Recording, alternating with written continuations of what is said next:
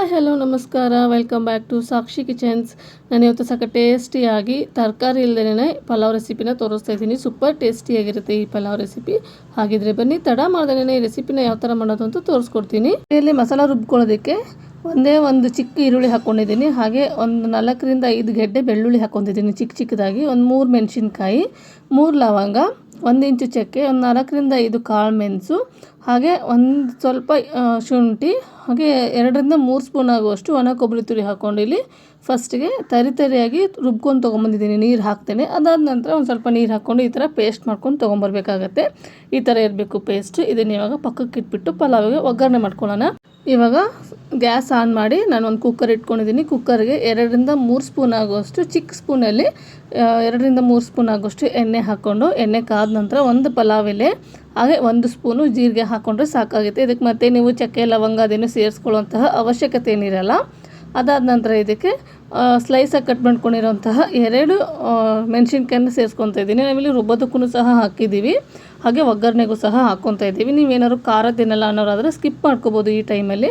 ಅದಾದ ನಂತರ ಸ್ಲೈಸಾಗಿ ಕಟ್ ಮಾಡ್ಕೊಂಡಿರೋಂತಹ ಈರುಳ್ಳಿ ಒಂದು ಸ್ವಲ್ಪ ಫ್ರೈ ಆಗಬೇಕು.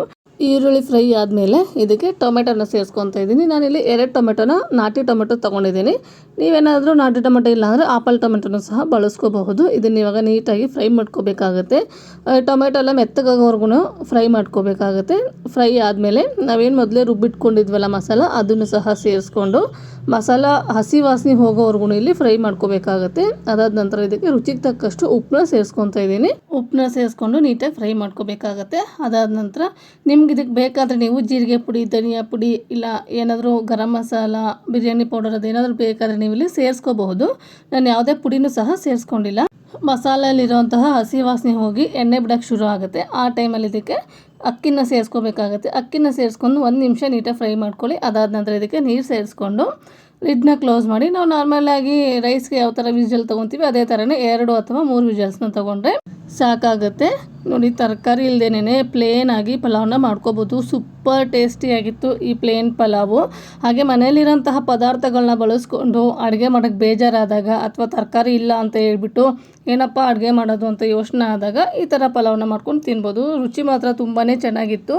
ಹಾಗೆ ನನಗೂ ಸಹ ನೈಟು ಅಡುಗೆ ಮಾಡೋದಕ್ಕೆ ಬೇಜಾರಾಗಿತ್ತು, ಯಾಕಂದರೆ ಮನೆಯನ್ನೆಲ್ಲ ಕ್ಲೀನ್ ಮಾಡಿ ತುಂಬಾ ಸುಸ್ತಾಗಿತ್ತು. ಅದಕ್ಕೆ ಏನಾದರೂ ಸಿಂಪಲ್ ಆಗಿರೋಂತಹ ಅಡುಗೆನ ಮಾಡಿದ್ರೆ ಆಯಿತು ಅಂತ ಹೇಳ್ಬಿಟ್ಟು ಇವತ್ತು ಈ ಪಲಾವನ್ನ ಮಾಡ್ಕೊಂಡಿದ್ದೆ. ಅದರಲ್ಲೂ ತರಕಾರಿನೂ ಸಹ ಇರಲಿಲ್ಲ ಮನೇಲಿ. ಅದಕ್ಕೆ ತರಕಾರಿ ಇಲ್ಲದೇ ಪಲಾವ್ ಮಾಡೋಣ ಅಂತ ಹೇಳ್ಬಿಟ್ಟು ಇವತ್ತು ಈ ಪಲಾವ್ನ ಮಾಡಿದ್ದೀನಿ. ಹಾಗೆ ನನಗೆ ಅಡುಗೆ ಮಾಡೋಕ್ಕೆ ಬೇಜಾರಾದಾಗ ನನ್ನ ಕೈಗೆ ಯಾವ ಮಸಾಲ ಪದಾರ್ಥಗಳು ಸಿಗುತ್ತೆ, ಏನು ಸಿಗುತ್ತೆ ಅದನ್ನೇ ಹಾಕ್ಬಿಟ್ಟು ಅಡುಗೆ ಮಾಡಿರ್ತೀನಿ. ಅವತ್ತಿನ ದಿನ ಮಾಡಿರೋಂತಹ ಅಡುಗೆ ತುಂಬಾ ಚೆನ್ನಾಗಿರುತ್ತೆ. ಅಡುಗೆ ಮಾಡೋರಿಗೆ ನಾರ್ಮಲಾಗಿ ಗೊತ್ತಿರುತ್ತೆ ಅಡುಗೆ ಯಾವ ಥರ ಮಾಡಬೇಕು ಅಂತ ಹೇಳ್ಬಿಟ್ಟು. ನಾವು ಏನೇ ಪದಾರ್ಥ ಹಾಕಿ ಮಾಡಿದ್ರೂ ಅಡುಗೆ ತುಂಬಾ ಚೆನ್ನಾಗಿರುತ್ತೆ. ಅದರಲ್ಲಿ ಮೇನ್ ಬೇಕಾಗಿರೋದಂದರೆ ಉಪ್ಪು, ಹುಳಿ, ಖಾರ ಒಂದು ಕರೆಕ್ಟಾಗಿ ಇದ್ಬಿಟ್ರೆ ನೀವು ಯಾವುದೇ ಅಡುಗೆ ಮಾಡಿ ತುಂಬಾ ಟೇಸ್ಟಿಯಾಗಿ ಬಂದಿರುತ್ತೆ. ಇವತ್ತು ಅದೇ ಥರನೇ ನನಗೆ ಕೈಗೆ ಸಿಗೋಂತಹ ಪದಾರ್ಥಗಳನ್ನ ಹಾಕ್ಬಿಟ್ಟು ಅಡುಗೆ ಮಾಡಿದ್ದೆ ಈ ಪಲಾವ್ನ. ಸೂಪರ್ ಟೇಸ್ಟಿಯಾಗಿ ಈ ಪಲಾವ್ ಬಂದಿತ್ತು. ವಿಜಲ್ ಬಿಡೋಷ್ಟರಲ್ಲಿ ನಾನು ಪಕ್ಕದಲ್ಲಿ ಸಿಂಪಲ್ಲಾಗಿ ರಾಯ್ತನೂ ಸಹ ಪ್ರಿಪೇರ್ ಮಾಡ್ತಾಯಿದ್ದೀನಿ. ಈ ಪಲಾವ್ ಜೊತೆಗೆ ಸಿಂಪಲ್ಲಾಗಿ ರಾಯ್ತ ಇದ್ರೂ ಸಹ ತುಂಬಾ ಚೆನ್ನಾಗಿರುತ್ತೆ ಅನ್ನೋ ಕಾರಣಕ್ಕೆ ನಾನು ಇವತ್ತು ರಾಯ್ತನೂ ರೆಡಿ ಮಾಡ್ಕೊತಾ ಇದ್ದೀನಿ. ಈ ರಾಯ್ತಾಗೆ ಮೊಸರು ತೊಗೊತಾ ಇದ್ದೀನಿ. 1 ಕಪ್ ಆಗುವಷ್ಟು ಮೊಸರು, ಹಾಗೆ ಇದಕ್ಕೆ ಚಿಕ್ಕದಾಗಿ ಕಟ್ ಮಾಡ್ಕೊಂಡಿರೋಂತಹ ಈರುಳ್ಳಿ, ಹಾಗೆ ಚಿಕ್ಕದಾಗಿ ಕಟ್ ಮಾಡ್ಕೊಂಡಿರೋಂತಹ ಸೌತೆಕಾಯಿ. ನೀವು ರಾಯ್ತಾನ ಒಂದೇ ಥರ ಅಲ್ಲ, ಡಿಫ್ರೆಂಟಾಗಿ ಮಾಡ್ಕೋಬಹುದು.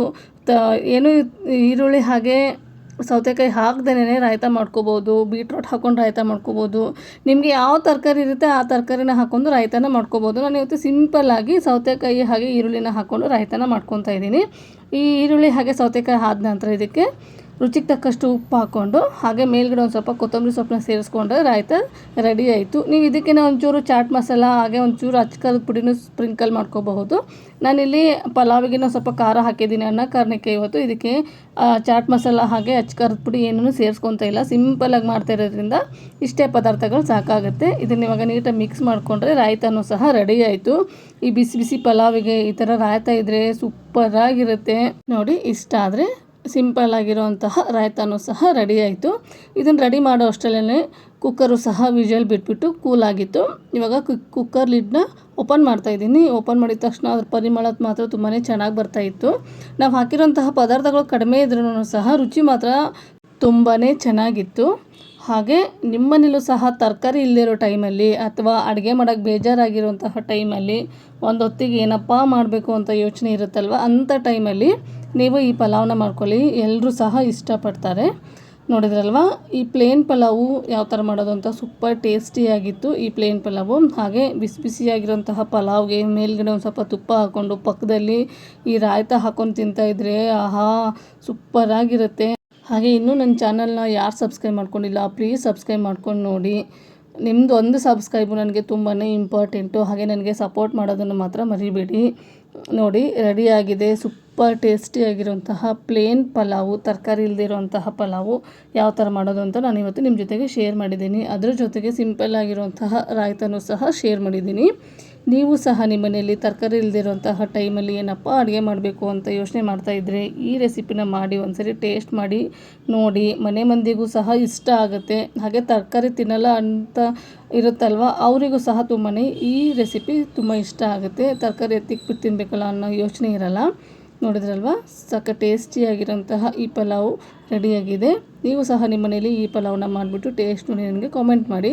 ಹಾಗೆ ನನ್ನ ಚಾನಲ್ನ ಇನ್ನೂ ಯಾರು ಸಬ್ಸ್ಕ್ರೈಬ್ ಮಾಡ್ಕೊಂಡಿಲ್ಲ ಪ್ಲೀಸ್ ಸಬ್ಸ್ಕ್ರೈಬ್ ಮಾಡ್ಕೊಂಡು ನೋಡಿ. ನಿಮ್ಮ ಫ್ಯಾಮಿಲಿ ಆ್ಯಂಡ್ ಫ್ರೆಂಡ್ಸಿಗೂ ಸಹ ಶೇರ್ ಮಾಡಿ. Thank you.